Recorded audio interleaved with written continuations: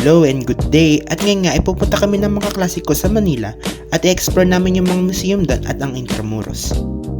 Sumakay nga pala kami dito ng bus papuntang PTEX at chinek ko na rin sa Google Maps yung direction namin dahil ngayon nga lang ulit ako makakapunta ng Intramuros. Puno na pala yung bus na nasakyan namin kaya halos buong biyahe nakatayo lang kami kaya hindi ko napansin na nasa PTEX na pala kami.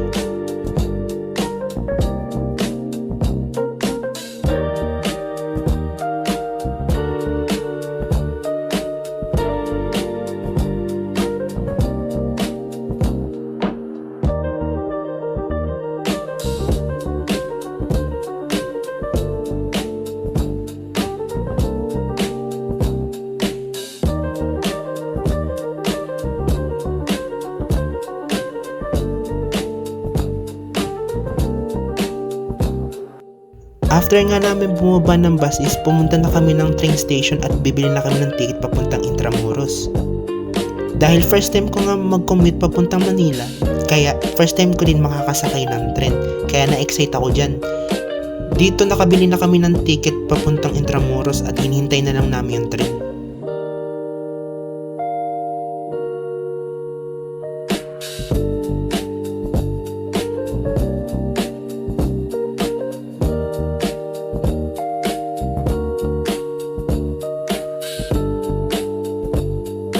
After 15 minutes nga ng pagsakay sa tren, ayan nakababa na kami.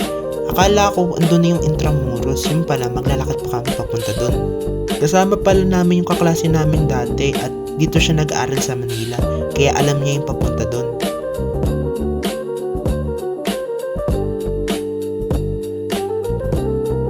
After nga ng ilang minuto namin paglalakad, ayan nakapunta na kami sa entrance ng Intramuros. Alam nyo ba, ang Intramuros na kilala bilang Walled City ng Maynila, makikita ang mga makaysay-sayang gusali gaya ng Fort Santiago kung saan ikinulong si Jose Rizal.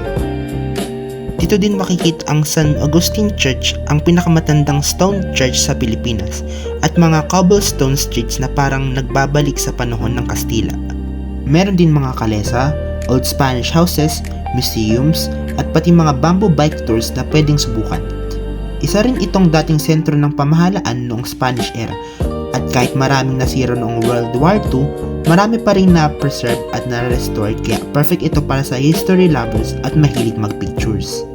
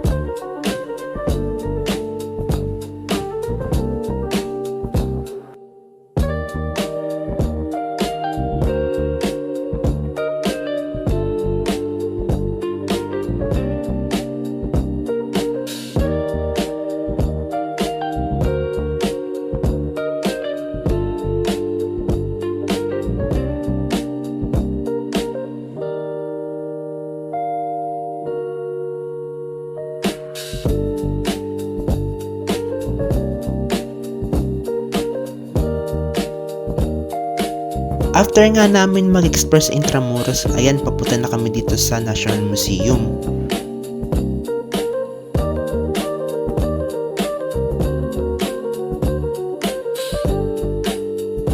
Ang unang museum nga na pinunta namin ay yung National Museum of Natural History. The National Museum of Natural History has a lot to offer. Pagpasok mo pa lang, makikita mo agad yung stunning Tree of Life structure sa lobby.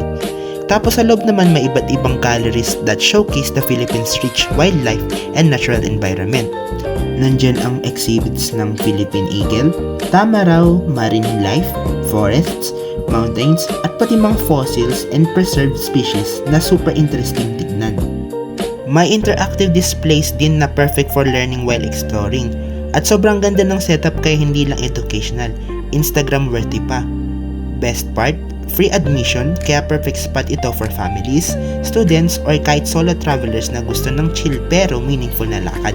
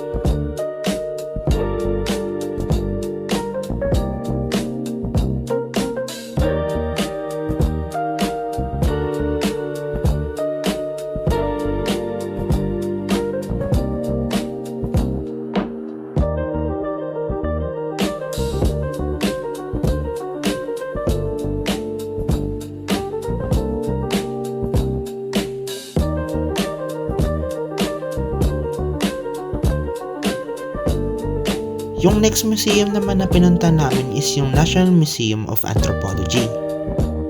The National Museum of Anthropology naman is all about culture, history, and identity of Filipinos. Dito mo makikita ang mga artifacts, traditional clothing, musical instruments, at everyday items ng iba't ibang indigenous groups sa Pilipinas. May mga galleries about ethnology, archaeology, at mga lumang gamit na nagpapakita kung paano namumuhay ang mga ninuno natin. Nandyan din ang mga exhibition tungkol sa mga Ifugao, Tausog, Maranao, at iba pang kultura.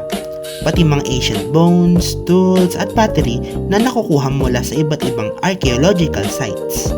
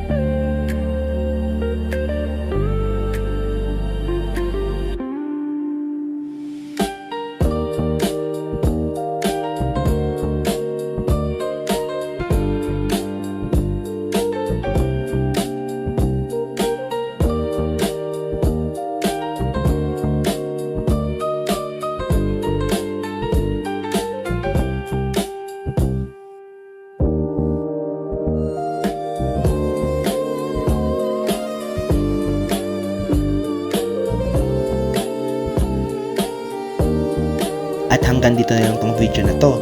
Sana may nalaman kayo sa ating biyahe today, from walking around the historic streets and Fort Santiago sa Intramuros hanggang sa pag-discover ng amazing biodiversity sa National Museum of Natural History at sa rich culture at history sa National Museum of Anthropology. At sana ma-inspire kayo na i-explore rin ang sariling bayan natin.